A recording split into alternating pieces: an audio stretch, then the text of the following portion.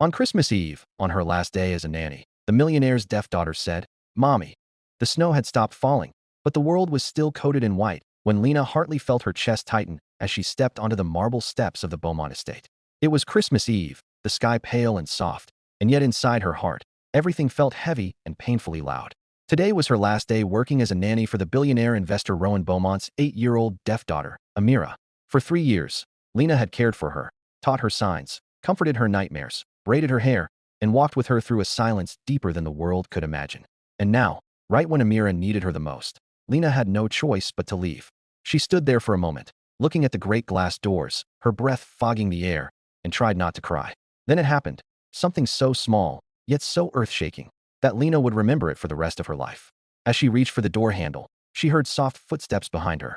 She turned, expecting a maid or guard.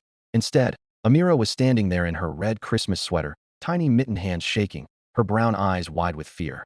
And then, with trembling lips and a voice she had never been able to form before, the little girl whispered one single word, one she had never spoken in her entire life. "Mommy."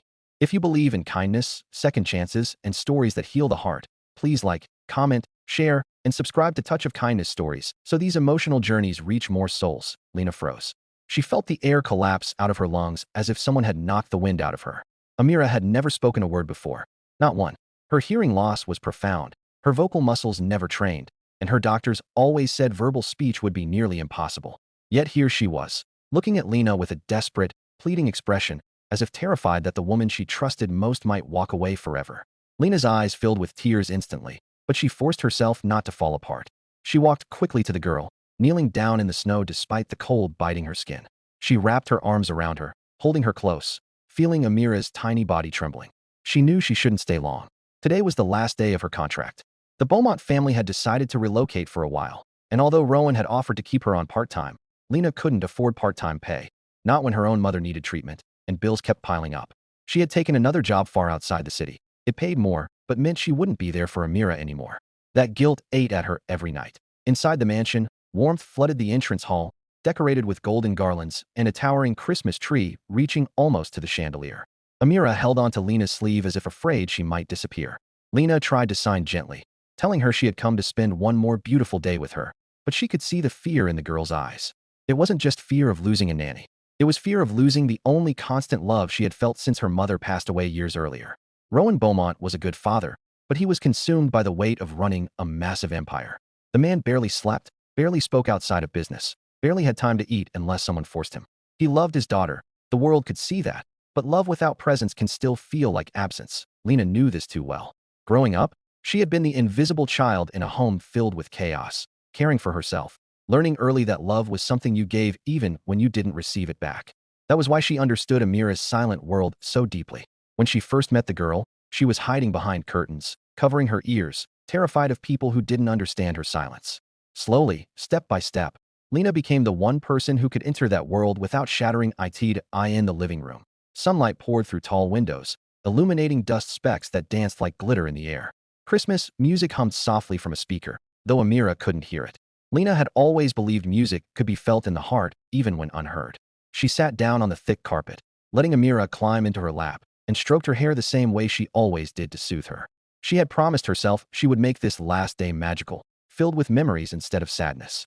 But the word, "mommy," lingered in her mind like a weight she couldn't lift. As the day unfolded, they baked sugar cookies, Amira pressing her hands into the dough and laughing her silent laugh, her shoulders shaking with joy. They decorated small paper ornaments with glitter and colored markers, hanging them on the lower branches of the great tree. Outside, the afternoon sun turned the snow into a sparkling sheet of diamonds, and for a while, Lena forgot the heaviness of goodbye. But the moment returned when she caught Amira staring at her with that same trembling fear. At lunchtime, Rowan finally appeared. Tall, elegantly dressed, even on a holiday, but carrying exhaustion in every line of his face. He thanked Lena for the day and apologized for being caught up in work calls. He spoke to her politely, almost distantly, but with deep sincerity. Lena nodded, avoiding his eyes. She knew he respected her. She also knew he had no idea what Amira had said earlier. The word felt too personal, too raw, too dangerous to utter. She didn't want to burden him with guilt, and she didn't want to break down in front of him. The afternoon was peaceful until the sun began sinking earlier than usual, casting golden streaks across the mansion's floors. That was when Rowan approached her again, this time with a softer expression. He told her he had noticed how withdrawn Amira had been the past week, how she clung to Lena every time he entered the room. He admitted he feared what losing her would do to his daughter. Lena listened quietly, hands folded, heart cracking. She could stay, she wanted to, but she couldn't survive on hope alone. Her mother's condition required expensive medication and weekly visits. She needed security. She needed income she could rely on. When Amira suddenly came running into the room, carrying the red scarf Lena had knitted for her last Christmas, Rowan paused mid-sentence. The child climbed into Lena's lap again, wrapping the scarf around both of them as if tying them together. Then she placed her hand over her chest, tapped twice, and pointed at Lena, the sign for love. That simple gesture made Rowan's throat tighten. For a moment, he looked almost broken. He seemed to realize all at once how much he had missed, how many moments he hadn't been present for, how much weight Lena had carried alone. Lena gently signed back, telling her she would always love her, no matter where life took her. But Amira shook her head fiercely. She clung tighter. She refused to let go. As twilight settled, Rowan excused himself to take a call, leaving the two of them in the warm glow of the Christmas lights. Lena held Amira and whispered promises she hoped the girl would somehow feel. She thought about staying. She thought about sacrificing her own family's needs because her heart couldn't bear to break this little girl's. But her mother needed her.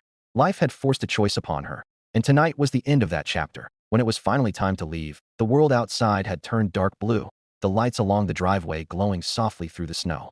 Lena picked up her bag and walked toward the door, her legs heavy with grief.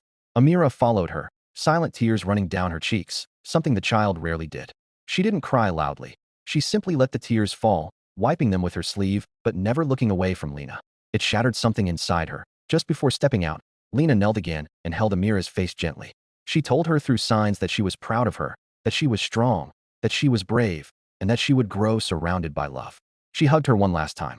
The final moment felt like time itself was begging them not to separate. But when she stood to walk away, Amira moved forward, grabbed Lena's coat, and whispered that impossible word again. This time with more force, with more clarity, as if she was trying to carve it into existence. Mommy. The sound stabbed through Lena's heart. She froze in absolute shock. She felt her eyes burn. She gasped as if she had forgotten how to breathe. And Rowan, standing at the far end of the hall, overheard it too. His phone slipped from his hand as his world spun. Amira didn't just speak. She chose who to speak to. Lena fell to her knees, crying openly now. She had never wanted to replace the girl's real mother. She had never even imagined Amira would see her that way. But to hear the child's very first spoken word be directed at her, it was more than she could carry. Rowan moved toward them slowly, as though afraid he might disturb something sacred. He knelt beside them, his face pale, eyes glassy with unshed tears. For the first time, he really asked, what he could do to fix this. How he could keep what was left of his daughter's fragile world intact. Still crying, Lena shook her head.